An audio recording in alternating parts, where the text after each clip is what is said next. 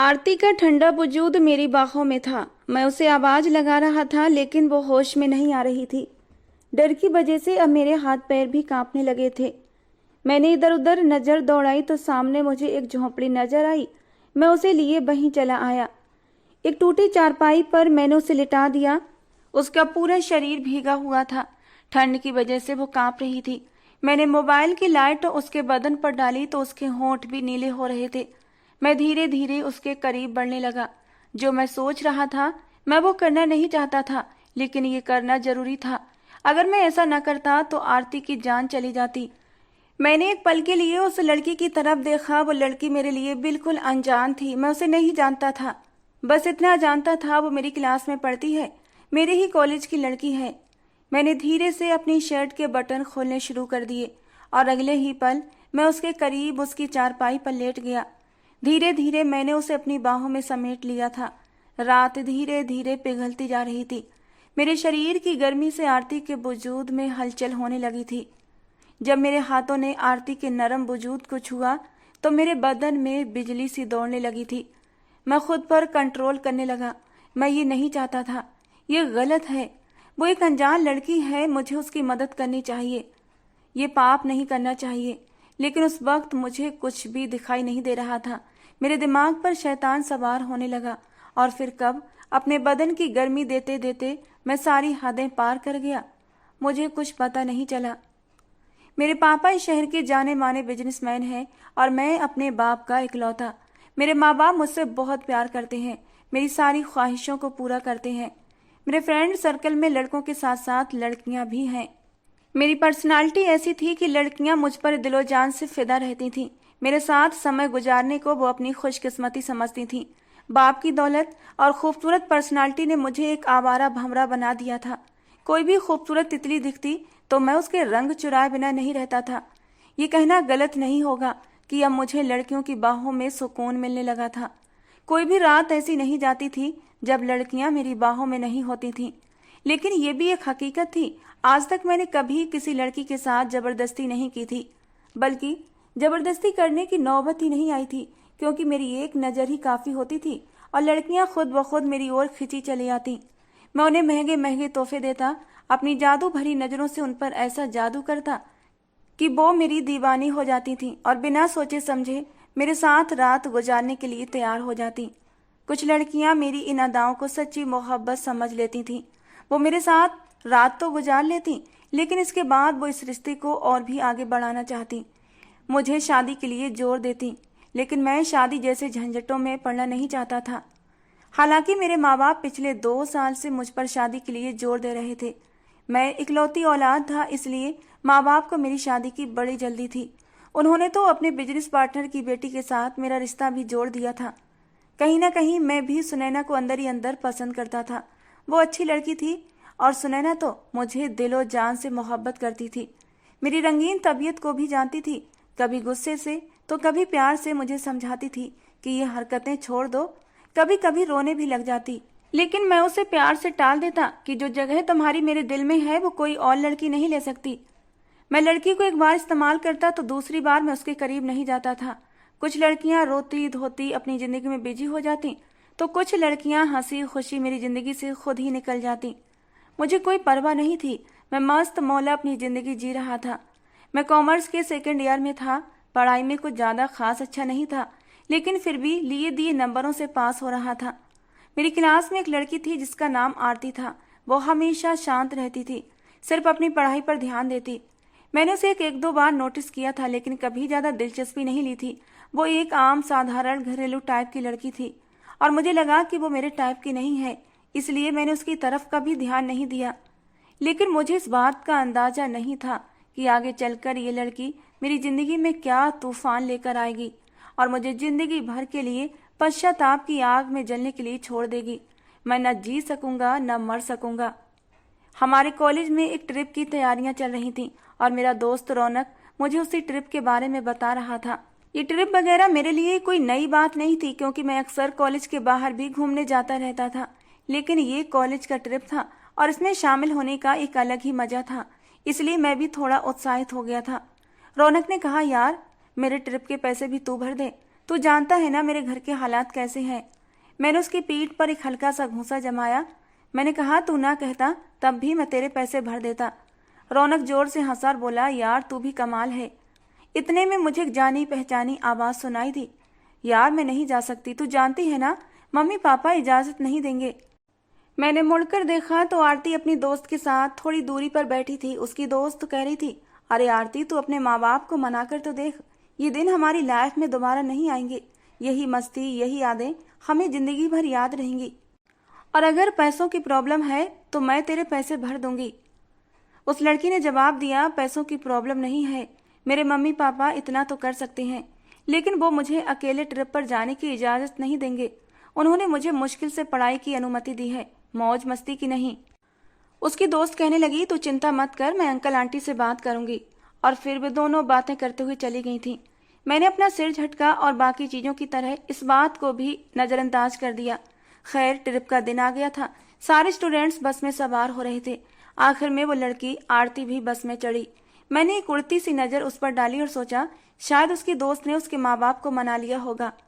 हमारी बस एक जगह पर रुकी जहाँ सभी स्टूडेंट्स बाहर का नजारा लेने लगे।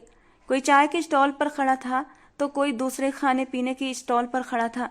मुझे सिगरेट की तलब हो रही थी, लेकिन आसपास कोई सिगरेट की दुकान नहीं थी। मैंने इधर उधर नजर दौड़ाई कि दूर मुझे एक छोटी सी दुकान नजर आई। मैंने सोचा कि शायद वहां से सिगरेट मिल जाए और मैं जल्दी से उस ओर बढ़ा। सिगरेट लेकर मैंने वहीं पीना शुरू कर दिया। तभी मेरे फोन की घंटी बजी। देखा तो सुनैना का कॉल था। मैं सिगरेट पीते पीते उससे बातें करने लगा और शायद बातों में इतना खो गया कि आसपास की फिक्र ही नहीं रही। तभी अचानक मैंने अपने कंधे पर किसी का हाथ महसूस किया। मुड़कर देखा तो आरती मेरे सामने खड़ी थी। वो घबराई हुई बोली, मैं आपको कब से आवाजें दे रही हूँ, बस चलने वाली है, जल्दी चलिए नहीं तो बस निकल जाएगी। सारे स्टूडेंट्स पहले ही बस में बैठ चुके थे। मैंने घबराते हुए अपने सिर पर हाथ मारा और तुरंत बस की ओर भागने लगा। रास्ते में मैंने रौनक का नंबर मिलाने की कोशिश की ताकि वो बस को रोक सके, लेकिन उसका फोन नेटवर्क एरिया से बाहर था। हम पहाड़ी और जंगली इलाकों में थे जहां सिग्नल बहुत कमजोर थे।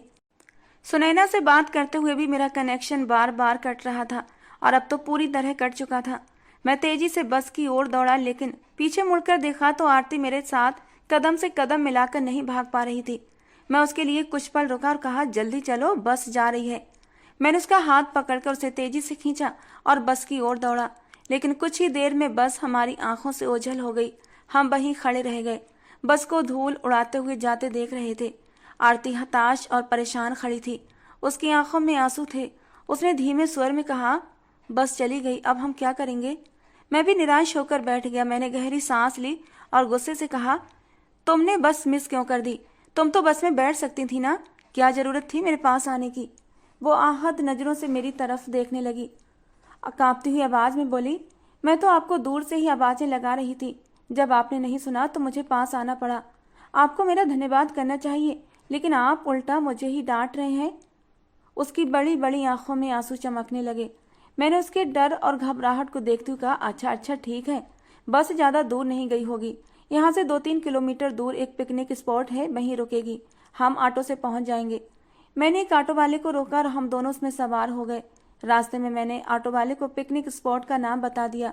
वो हमें वहां छोड़कर चला गया। मैंने दूर दूर तक नजर दौड़ाई, कोशिश की कि अपने साथियों को ढूंढ सकूं, लेकिन हमारे कॉलेज का कोई भी स्टूडेंट नजर नहीं आया। मैं सोच में पड़ गया कि अब वो लोग यहाँ नहीं आए थे। फोन के नेटवर्क भी काम नहीं कर रहे थे और आरती तो अपना फोन बस में ही छोड़ आई थी। अपने साथियों को ढूंढते हुए मैं आरती का हाथ पकड़े आगे बढ़ता जा रहा था। शाम के साए गहरे होने लगे थे और अचानक मुझे एहसास हुआ कि शायद हम ज्यादा ही घने जंगल में आ गए थे। मैं घबराकर वापस मुड़ने लगा, लेकिन ये देखकर मेरे होश उड़ गए कि मुझे याद ही नहीं आ रहा था हम किस रास्ते से आए थे। हर तरफ एक ही जैसे रास्ते थे। मुझे परेशान देखकर आरती भी घबरा गई। उसने चिंतित स्वर में कहा, क्या हुआ। मैंने धीमी आवाज में कहा, हम शायद रास्ता भटक चुके हैं। मेरी बात सुनते ही उसका चेहरा सफेद पड़ गया। वो डरते हुए बोली, अब हम क्या करेंगे, रात भी होने वाली है, इस जंगल से निकलने की कोशिश करो, नहीं तो यहाँ जंगली जानवर भी हो सकते हैं। मैंने उसे दिलासा देने की कोशिश करते हुए कहा, कुछ नहीं होगा, ये अशुभ बातें मत करो। लेकिन सच तो ये था कि मैं भी अंदर से डर गया था। घना जंगल और शाम का बढ़ता अंधेरा माहौल को और भी डरावना बना रहे थे। ऊपर से आसमान में काले बादल उमड़ने लगे थे। मैं जल्दबाजी में एक रास्ता ढूंढने की कोशिश करने लगा, लेकिन जितनी कोशिश करता उतना ही लगने लगा कि हम जंगल में और फंसते जा रहे थे। अब रात भी गहराने लगी थी और सामने कुछ भी साफ नजर नहीं आ रहा था। मैंने टॉर्च ऑन की और रास्ता देखने की कोशिश करने लगा। तभी आरती गुस्से में फट पड़ी। ये सब तुम्हारी वजह से हुआ है। क्या जरूरत थी इतनी दूर जाकर सिगरेट पीने की? तुम्हारी वजह से हमारी बस मिस हुई है। मैंने गुस्से से जवाब दिया, बकवास मत करो, मैं अपनी मुसीबत खुद संभाल सकता था। तुम्हें क्या जरूरत थी मेरे पास आने की? तुम तो बस में बैठ सकती थी ना। अब चुपचाप मेरे साथ चलो, ज्यादा बोलने की जरूरत नहीं है। एक तो मैं तुम्हारी जिम्मेदारी उठा रहा हूँ और ऊपर से तुम मुझ पर ही गुस्सा कर रही हो। आरती की आंखों में अब गुस्सा भर आया। कहने लगी, तुम्हें मेरी जिम्मेदारी उठाने की जरूरत नहीं है, मैं खुद अपने पैरों पर चल सकती हूँ और तुम देखना मैं तुमसे पहले ही रास्ता ढूंढ लूंगी। ये कहकर वो दूसरी दिशा में चलने लगी। मैंने उसे रोकने के लिए आवाज देने का सोचा, लेकिन गुस्से में मैं खुद भी चुप रहा और उसे जाने दिया। तभी अचानक तेज बारिश शुरू हो गई। हम दोनों ही बुरी तरह फंस गए थे और अब हालात और भी खराब हो चुके थे। इस अचानक आफत पर मैं घबरा गया। मैंने उस दिशा में देखा जहां आरती गई थी, लेकिन अब वो कहीं नजर नहीं आ रही थी। तभी एक जोरदार चीख सुनकर मेरा दिल धक से रह गया। मैं तेजी से उसकी ओर भागा और देखा कि आरती एक पेड़ के नीचे खड़ी है। उसका चेहरा डर से सफेद पड़ चुका था। मैंने पास जाकर देखा। मैंने कहा, क्या हुआ, क्यों चीख रही हो? वो बोली, कबीर मेरे पैर पर कुछ है। मैंने टॉर्च लाइट से उसके पैर पर देखा तो मैंने देखा एक कीड़ा उसके पैर पर रेंग रहा था। मैंने गुस्से से कहा, बेवकूफ लड़की, से झटक दो, ये तो छोटा सा कीड़ा है, खुद ही भाग जाएगा। उसने पैर को झटका तो वो कीड़ा दूर जाकर गिरा था और आरती की जान में जान आई थी। लेकिन अब बारिश तेज शुरू हो चुकी थी। मैंने कहा, अगर हम जंगल से नहीं निकले तो या तो ठंड की वजह से मर जाएंगे या फिर जंगली जानवर हमारा शिकार कर लेंगे। मेरी बात सुनकर उसकी आंखों में डर समाया। कहने लगी, तुम तो मुझे और भी डराने का काम कर रहे हो, प्लीज ऐसी बातें मत करो। मैंने उसे सांत्वना देते हुए कहा, देखो यहाँ रुकने का कोई फायदा नहीं, हमें आगे बढ़ते रहना चाहिए, शायद हमें रास्ता मिल जाए। मैं आरती का हाथ पकड़कर चलने लगा, लेकिन दर्द से आरती की एक सिसकारी निकली थी। मैंने कहा, अब क्या हुआ? कहने लगी, मेरे पैर में कोई चीज चुभ गई है। मैंने रोशनी डालकर देखा तो उसके पैर में एक कांच का टुकड़ा चुभा हुआ था। मैंने उसे सावधानी से निकाला, लेकिन फिर भी खून बहने लगा था। मैंने अपनी जेब से रुमाल निकाला और उसके पैर को बांध दिया, लेकिन अब उसे चलने में दिक्कत हो रही थी। बारिश तेज हो रही थी और मौसम ठंडा होने लगा था। आरती ठंड से अब थर थर कांप रही थी। मैंने ऊंची जगह तलाश की और उसे बाहों में उठा लिया। मेरी इस तरह उठाने पर वो हड़बड़ा गई। कहने लगी, ये क्या करे हो, मुझे नीचे उतारो। मैंने गुस्से से कहा, खामोश रहो, देख रही हो ना रास्ते में कितना कीचड़ बढ़ रहा है, धीरे धीरे चलते रहे तो हमारा चलना मुश्किल हो जाएगा। मैं उसे लेकर एक ऊंचे पेड़ के नीचे आया जहां कीचड़ नहीं था। मैंने उसे वहीं पर उतार दिया, लेकिन मेरे मन में आगे आने वाले हालात को लेकर डर था। रात हो चुकी थी और बारिश तेज थी। ठंड मुझे भी लग रही थी, लेकिन मैं मर्द था, सह सकता था। आरती एक नाजुक सी लड़की थी, वो ठंड के मारे कांप रही थी कि तभी अचानक आरती मेरे सीने से लग गई। मैंने हैरान होकर उसकी ओर देखा। उसके गाल ठंड से बेजान हो रहे थे। ऐसा लग रहा था जैसे वो होश में नहीं है।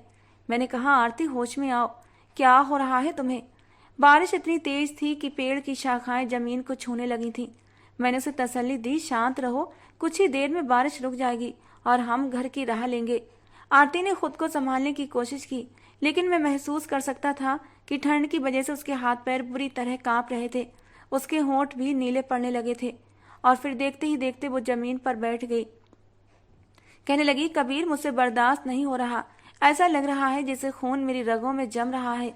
मैं उसके पास बैठ गया। मैंने कहा, आरती होश में आओ, खुद को संभालने की कोशिश करो। तभी दूर कहीं बिजली कड़कने की आवाज आई थी। आरती एकदम उठकर खड़ी हो गई और अगले ही पल मेरे सीने से लग गई। मैं उसे खुद से दूर करना चाहता था, लेकिन मैं ऐसा नहीं कर पाया। अगर वो ठंड के मारे बेहोश हो जाती तो मुझे लेने के देने पड़ जाते। मैंने उसके कांपते हुए शरीर को अपनी बाहों में समेट लिया और अपने शरीर की गर्मी देकर उसे बचाने की कोशिश की, लेकिन कोई फर्क नहीं पड़ा। अगले ही पल वो बेहोश होकर मेरे बाजुओं में झूल गई और मैं एकदम हड़बड़ा गया। मैंने उसे उठाने की कोशिश की। आरती उठो, क्या हो गया है तुम्हें, आंखें खोलो। लेकिन उसे होश नहीं आ रहा था। मैंने उसे अपनी बाहों में उठाया और आगे बढ़ने लगा। कुछ ही कदम चलने के बाद पेड़ों के पीछे मुझे एक झोपड़ी दिखाई दी। मैंने आरती को उस झोपड़ी में ले जाकर एक चारपाई पर लिटा दिया। कमरे में टूटी चारपाई और कोने में कुछ बर्तन रखे थे। शायद यहाँ कोई रहता था, लेकिन अभी फिलहाल झोपड़ी बिल्कुल खाली थी। उसकी सांसें अटक रही थीं और उसके होंठ नीले पड़ गए थे। मुझे समझ नहीं आ रहा था मैं क्या करूं, कैसे आरती की जान बचाऊं। अब मेरे पास एक ही उपाय था।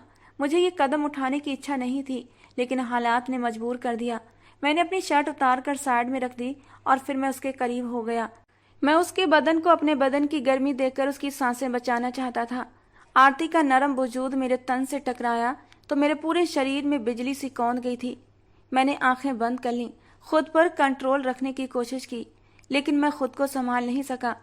मैंने उसे गर्मी देने की कोशिश करते करते सारी हदें पार कर दी और मुझे एहसास ही नहीं हुआ कि कब मैंने अपने हाथ उसके नाजुक शरीर पर बढ़ा दिए थे। सुबह तक आरती को होश आ गया। मैं एक कोने में बैठा था, शायद सो चुका था, लेकिन रोने से सकने की आवाज पर मेरी आंख खुल गई। मैंने देखा आरती घुटनों में सर दिए रो रही थी। उसके बाल बिखरे हुए थे। जब हमारी नजरें मिली तो उसकी आंखों में मेरे लिए नफरत की चिंगारियां थीं। उसने कहा, तुमने मेरे साथ क्या किया है? मुझे सच सच बताओ। तुमने मेरी इज्जत के साथ खिलवाड़ किया है ना? मैंने तुरंत कहा, नहीं आरती, जैसा तुम सोच रही हो वैसा बिल्कुल नहीं है। मैंने तुम्हारे साथ कुछ भी गलत नहीं किया। लेकिन मैं जानता था वो सब कुछ समझ चुकी थी। फिर भी मैंने झूठ बोलने की कोशिश की। उसने एकदम से आगे बढ़कर मेरा गिरेबान पकड़ लिया। कहने लगी, मैं तुम्हें कभी माफ नहीं करूंगी। मैं सबको बता दूंगी कि तुमने मेरे साथ क्या किया है। तुमने मेरी मजबूरी का फायदा उठाया। मैं तो तुम्हारे रहमो करम पर थी, लेकिन तुमने मुझे बर्बाद कर दिया। तुम एक बेहद घटिया इंसान हो। उसकी ऐसी बातें सुनकर मेरा गुस्सा पागलपन की हद तक बढ़ गया। आज तक मुझे कभी किसी लड़की ने ऐसी बातें नहीं कही थी, और अब ये 2 टके की लड़की मुझे इस तरह नीचा दिखाने की कोशिश कर रही थी। मैं ये भूल गया था कि मैंने उसके साथ कितना गलत किया है, क्योंकि मुझे अभी सिर्फ अपनी थोड़ी सी बेइज्जती ही दिखाई दे रही थी। मैंने गुस्से में उसका जबड़ा पकड़ लिया और कहा, देखो, जो कुछ हुआ है उसे एक बुरा सपना समझकर भूल जाओ, वरना मेरी तो बदनामी होगी ही, लेकिन तुम्हारी इससे भी कहीं ज्यादा बदनामी होगी। मैं तो आराम से कह दूंगा कि ये लड़की खुद ही मेरे साथ रात गुजारने के लिए मानी थी, और फिर कोई मुझ पर शक नहीं करेगा। मैंने उसे डरा दिया। मुझे पता था मेरे धमकाने के बाद वो किसी के सामने कुछ नहीं कहेगी। सुबह तक कॉलेज वालों ने हमें खुद ही ढूंढ लिया था और हम लोग वापस आ चुके थे। 2-3 दिन तक हमें कॉलेज से छुट्टी मिली थी, लेकिन जब मैं अगले दिन कॉलेज आया तो मैंने देखा वो लड़की कहीं भी नजर नहीं आ रही थी। मैंने काफी देर तक इधर उधर उसे तलाशा, लेकिन उसके किसी दोस्त का भी कोई पता नहीं था। न जाने क्यों मैं उसे खोजता रहा। शायद जो रिश्ता मेरे और उसके बीच जुड़ा था उसे मैं भुला नहीं पा रहा था। मैं उसे काफी देर ढूंढता रहा। मैं उससे माफी मांगना चाहता था। मैंने उसके साथ गलत किया था और शायद वो मुझे माफ कर देती। 3 दिन से मुझे बिल्कुल भी नींद नहीं आ रही थी। बार बार आंखें बंद करता तो मुझे उसके ही ख्याल आने लगते थे। मैंने उसकी दोस्त से पूछा तो उसने बताया वो ऊपर क्लास में गई थी, शायद वहीं पर होगी। मैंने जल्दी से अपना बैग कंधे पर लटकाया और ऊपर क्लास की तरफ बढ़ा। जैसे ही क्लास का दरवाजा खोला, पूरी क्लास खाली थी, लेकिन वो एक कोने वाली सीट पर बैठी थी और रो रही थी। मैं धीरे धीरे उसके पास गया और उसका नाम पुकारा। उसने एकदम से मुझे देखा और जल्दी से अपने आंसू साफ करती हुई उठने लगी। उसकी आंखों में मेरे लिए नफरत थी। वो जाने लगी तो मैंने कहा, मुझे तुमसे बात करनी है, प्लीज मेरी बात सुनो। लेकिन वो मेरी कोई भी बात सुनने के लिए तैयार नहीं थी। मैंने उसका हाथ पकड़कर खींचा तो उसका बैलेंस बिगड़ गया और वो सीधा मेरे सीने से आ लगी। अगले ही पल उसने खुद से मुझे दूर धक्का दिया और कहने लगी, आपकी हिम्मत कैसे हुई मुझे छूने की? खबरदार जो मेरे करीब आए या मुझे हाथ लगाने की कोशिश की। मैंने उसकी गर्दन देखी, वहां अब भी निशान बने हुए थे। वो जल्दी से अपना दुपट्टा ठीक करती हुई वहां से जाने लगी। मैंने कहा, देखो मेरी बात सुनो, मैं तुमसे माफी मांगना चाहता हूँ। वो बोली, माफी गलतियों की होती है, गुनाहों की नहीं। जितना बड़ा गुनाह आपने मेरे साथ किया है उसकी कोई माफी नहीं है। तुम यहाँ से जा सकते हो। दोबारा मुझे अपनी ये शक्ल मत दिखाना। अगर तुमने फिर से मुझे बात करने या छूने की कोशिश की तो मैं अपनी ही जान ले लूंगी। मैं किस दर्द से गुजर रही हूँ इसका अंदाजा तुम नहीं लगा सकते। ये कहकर वो लड़की रोती हुई वहां से चली गई। जो कुछ मैंने उसके साथ किया था वो गलत था। बार बार मेरी आंखों के सामने वो मंजर घूमने लगे। मैं बेहद बेचैन था। अब तो सोते सोते भी मुझे उसकी चीखें सुनाई देती थी और मैं एकदम उठकर बैठ जाता। मैंने अपने दोस्त रौनक को सारी बातें बताई। उसने सुनकर अफसोस किया। कहने लगा, यार कबीर, ये तूने बहुत गलत किया। वो लड़की तो बहुत शरीफ है और तूने उसकी इज्जत खराब कर दी। तेरे लिए लड़कियों की कोई कमी थोड़ी थी जो तूने उसके साथ ऐसा किया। मैंने शर्मिंदगी से नजरें झुका ली। मैं उससे माफी मांगना चाहता था, लेकिन वो मुझे माफ करने के लिए तैयार नहीं थी। हमारे एग्जाम शुरू हो गए थे और हम सब कुछ भूल भाल कर पढ़ाई में लग गए, लेकिन वो लड़की सेकेंड ईयर के बाद कॉलेज छोड़ चुकी थी। मुझे नहीं पता क्यों, लेकिन वो कॉलेज नहीं आती थी। सेकेंड ईयर के एग्जाम के बाद ही मेरे मम्मी पापा को मेरी शादी की चिंता सताने लगी। मुझे अपनी मंगेतर बहुत पसंद थी, इसलिए मैंने शादी से मना नहीं किया। मेरी शादी की तैयारियां जोर शोर से होने लगीं। इस बात को न जाने कितने महीने गुजर चुके थे, लेकिन इतने महीनों में एक दिन भी ऐसा नहीं गुजरा था जब मैंने उस लड़की को याद न किया हो। मैं तो अपनी शादी में ठीक से खुश भी नहीं हो पा रहा था। हालांकि मैं अपनी मंगेतर से बहुत मोहब्बत करता था और वो भी मुझसे बहुत मोहब्बत करती थी। आज मेरी मेहंदी का फंक्शन था। घर में मेहमान आए हुए थे और मेहंदी की रस्में हो रही थी। मैं जैसे ही कमरे से बाहर निकला तो वो सामने लॉबी में खड़ी थी। मैं हैरत से उसकी हालत को देख रहा था। मैंने कभी सपने में भी नहीं सोचा था कि मैं आरती को दोबारा देख पाऊंगा। उसने अपने ऊपर एक चादर ओढ़ रखी थी, लेकिन उस चादर के बावजूद भी वो अपने आप को छिपाने में नाकाम थी। उसका वजूद इस बात की गवाही दे रहा था कि वो किस हालत में है। जब उसने मुझे देखा तो वो रोते हुए मेरे करीब आई। कहने लगी, कबीर, अपने घर वालों को बताओ ना, ये बच्चा तुम्हारा है। मैं कब से तुम्हारी तलाश कर रही थी, लेकिन तुम मुझे कहीं नहीं मिल रहे थे। अपने घर वालों को बताओ ना, जो उस रात हमारे बीच हुआ था, प्लीज। मैं कहीं की नहीं रही। मैं तुम्हें ढूंढ ढूंढ कर पागल हो चुकी हूँ। मुझ पर रहम करो। वो मेरा बाजू पकड़कर मुझसे बार बार बोल रही थी, अपने घर वालों को बताओ ना कबीर, तुमने मेरे साथ क्या किया था। ये बच्चा तुम्हारा है। जो कुछ हुआ उसमें सारा दोष तुम्हारा है। मेरी इसमें कोई गलती नहीं है। मैं गुनहगार नहीं हूँ। मैं बुरी लड़की नहीं हूँ। मेरे घर वालों को बताओ प्लीज। वो रोते हुए कह रही थी और मैं उसे जैसे किसी खामोश तमाशाई की तरह देख रहा था। मेरे पापा मेरी तरफ देख रहे थे। कहने लगे, कबीर, ये 2 टके की लड़की क्या बोल रही है? तुम्हारा इससे क्या संबंध है? वो चुपचाप मेरे पापा को देखती रही, जैसे मेरे मुंह से हाथ सुनने की उम्मीद कर रही हो। कबीर, बताओ ना अपने पापा को। वो भारी शब्दों में बोली। मुझे इस वक्त अपने माँ बाप की नजरों में गिनना नहीं था, लेकिन मुझे पता था जो बात वो लड़की कह रही थी वो सच है। वो रात मैं कैसे भूल सकता था? जो जुल्म मैंने उसके साथ किया था, मैं कभी नहीं भूल सकता था। वो रोते रोते कहने लगी, कबीर, मैं मर जाऊंगी। भगवान के लिए मुझ पर दया करो। तुम्हें मालूम है ना, ये बच्चा तुम्हारा ही है। तुमने मेरे साथ ऐसा क्यों किया? तुमने मेरी पूरी जिंदगी बर्बाद कर दी। मैं उसकी आंखों में देख रहा था, उसके दर्द को महसूस कर रहा था, लेकिन मैं इस बात को कैसे स्वीकार कर लेता? घर में मेहमान भरे पड़े थे। मेरी शादी हो रही थी। मैंने अपने मंगेतर की तरफ देखा, फिर अपने माँ बाप की तरफ। वे उम्मीद भरी नजरों से मुझे देख रहे थे कि जैसे मैं अभी इस लड़की की बात को नकार दूंगा। मेरा मन भ्रमित होने लगा कि मैं क्या जवाब दूं। बोलो ना कबीर, मैं सच बोल रही हूँ, सबको हकीकत बताओ। वो मेरे सामने अपने बड़े हुए पेट पर हाथ रखते हुए उस बच्चे की गवाही ले रही थी, जहां मेरे ही अस्तित्व का एक अंश पड़ रहा था। वो मेरा बच्चा था, लेकिन मैं किस मुंह से इस बात से इनकार कर सकता था? मेरे अंदर एक अजीब सी बेचैनी होने लगी। कैसे मैं अपने बच्चे से इनकार कर सकता था? लेकिन अचानक ही मैं उससे 2 कदम पीछे हट गया। वो सहम गई। प्लीज कबीर, ये मत कहना ये बच्चा तुम्हारा नहीं है। मैं मर जाऊंगी। मेरे घर वाले मुझे मार देंगे। मैंने उन्हें कहा है कि तुमने मेरे साथ गलत किया था। मेरी कोई गलती नहीं थी। मैंने अपने घर वालों को बहुत मुश्किल से मनाया है कि मैं तुम्हें उनके सामने लाकर खड़ा करूंगी। वो खुद अपने मुंह से सारी सच्चाई बता देगा कि जो कुछ हुआ था उसमें मेरी मर्जी शामिल नहीं थी। प्लीज कबीर, मुझे बचा लो। इस बच्चे को बचा लो। मेरे घर वाले मुझे मार देंगे, इस बच्चे को भी मार देंगे। वो रोते रोते कहती जा रही थी और मुझे समझ नहीं आ रहा था कि मैं क्या करूं। मेरे पापा ने ऊंची आवाज में कहा, कबीर, बताओ ना, चुप क्यों हो? ये लड़की झूठ बोल रही है ना? आज तुम्हारी शादी है, ये क्या तमाशा लगा रखा है? फिर मैंने होठों को थोड़ा सा खोला था। मैंने कहा, पापा, मैं इस लड़की को नहीं जानता। मैंने तो इसे कभी देखा भी नहीं। आरती के लिए जैसे उसके सर पर आसमान गिर गया था। कबीर, ऐसा मत कहो, ये बच्चा तुम्हारा है। तुम क्यों अपनी बात से मुकर रहे हो? मेरे पापा आगे बढ़े और उन्होंने आरती को एक जोरदार धक्का दिया। दूर रहो मेरे बेटे से। अपनी गंदगी हमारे खानदान पर थोपने की जरूरत नहीं है। पापा के धक्का देते ही आरती फर्श पर गिरी थी। शायद उसे चोट लगी थी, क्योंकि वो दर्द से चिल्लाने लगी थी। वो अपने पेट पर हाथ रखकर चीखने लगी।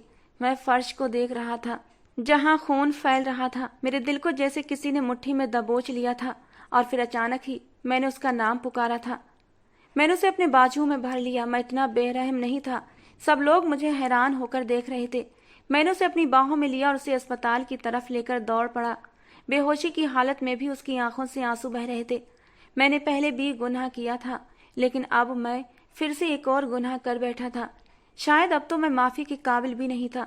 इतनी रातों से मैं सो नहीं पाया था, इतनी रातों से बेचैन था, और इसकी वजह यही थी कि ये लड़की बहुत तकलीफ से गुजर रही थी। उसने कैसे अपने घर वालों का सामना किया होगा, कैसे लोगों की बातों का सामना किया होगा, ये सोच कर ही मेरे रोंगटे खड़े हो गए थे। मैं तो अपने घर वालों का सामना भी नहीं कर पा रहा था, फिर वो तो एक लड़की थी। डॉक्टर ने बताया उनकी कंडीशन बहुत सीरियस है। उनके पति कौन है? मैं खामोशी से बैठा हुआ था, कुछ भी बोल नहीं पा रहा था। समझ नहीं आ रहा था कि कैसे बोलूं। तभी अचानक मेरे मुंह से निकला, मैं हूं उनका पति। डॉक्टर ने कहा, देखिए उनकी हालत बहुत खराब है, उनकी जान बचाना मुश्किल है, और ऐसे में उनके बच्चे की जान को भी खतरा है। मैं हैरानी से डॉक्टर की तरफ देखता रहा।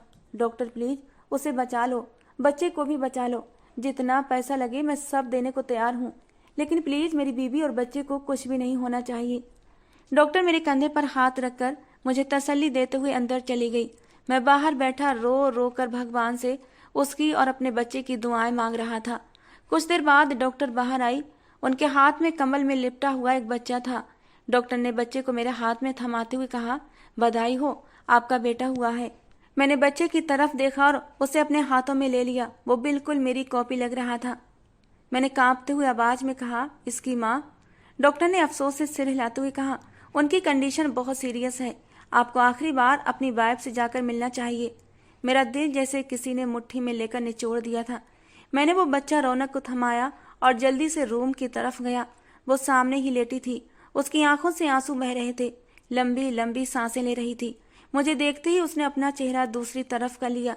मैं उसके पास जाकर बैठ गया और उसका हाथ पकड़ लिया। देखो आरती, मैं तुम्हें स्वीकार कर लूंगा, भगवान के लिए मुझे माफ कर दो, सब कुछ ठीक हो जाएगा। तुम्हें अपनी जिंदगी की हिम्मत हारनी नहीं होगी, तुम्हें जीना होगा, हमारे बच्चे के लिए जीना होगा। हम एक नई जिंदगी की शुरुआत करेंगे, सब कुछ एक बुरे सपने की तरह भूल जाएंगे। बस मुझे माफ कर दो और ठीक हो जाओ।